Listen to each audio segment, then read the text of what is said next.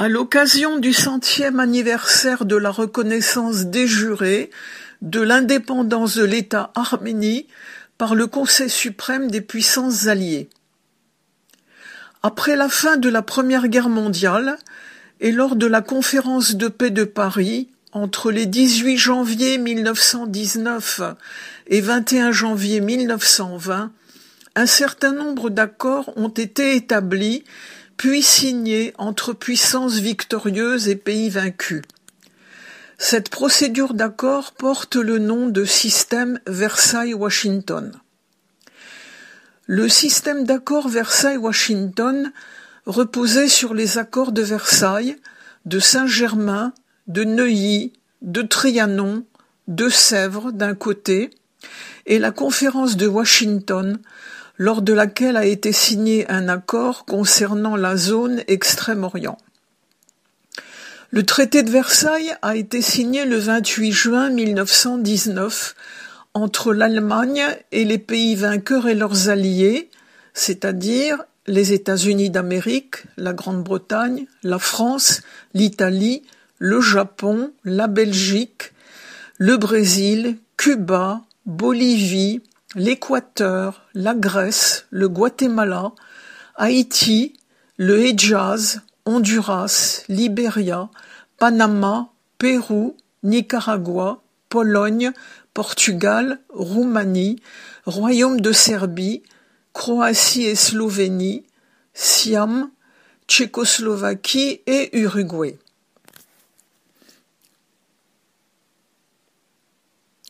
Le traité de paix de Saint-Germain a été signé le 10 septembre 1919 entre l'Autriche d'une part et les pays vainqueurs et leurs alliés de l'autre.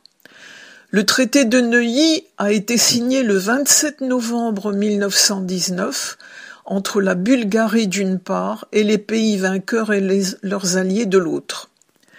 Le traité de Trianon a été signé le 4 juin 1920 entre la Hongrie d'une part et les pays vainqueurs et leurs alliés de l'autre.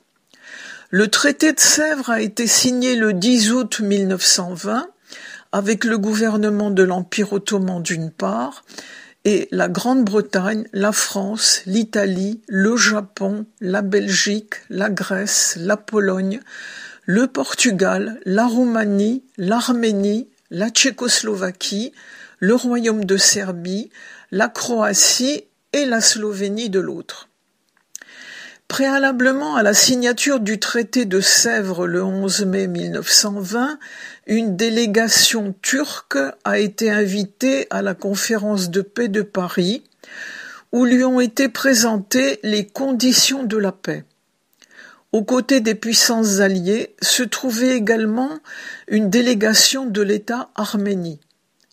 Dans le préambule aux conditions de paix, qui par la suite sera intégré au préambule du traité de Sèvres, l'Arménie était du nombre des États alliés. De ce fait, l'indépendance de l'État Arménie fut reconnue de jure le 11 mai 1920 et en 2020, cela fera 100 ans que cette indépendance est reconnue. Dans la partie 6, Arménie, du traité de paix de Sèvres, en ses articles 89 à 93, avalisés en 1919-1920, sont fixées les décisions concernant les droits du peuple arménien, leurs principes fondamentaux. Quelques remarques importantes concernant le traité de Sèvres.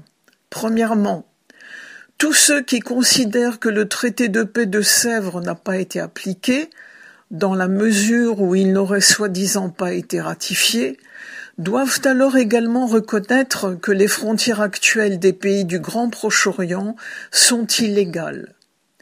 Deuxièmement, 2 des points des exigences du traité de paix de Sèvres n'ont pas été appliqués pour l'Arménie, partie 6 Arménie, articles 88 à 93, et le Kurdistan, partie 3 Kurdistan, articles 62 à 64.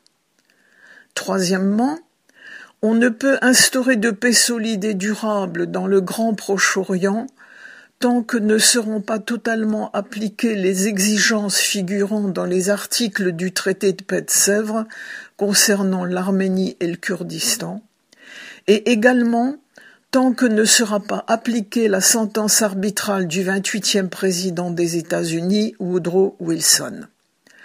Radik Ramayan, président de la République Arménie occidentale, Arménie, 11 mai 2020.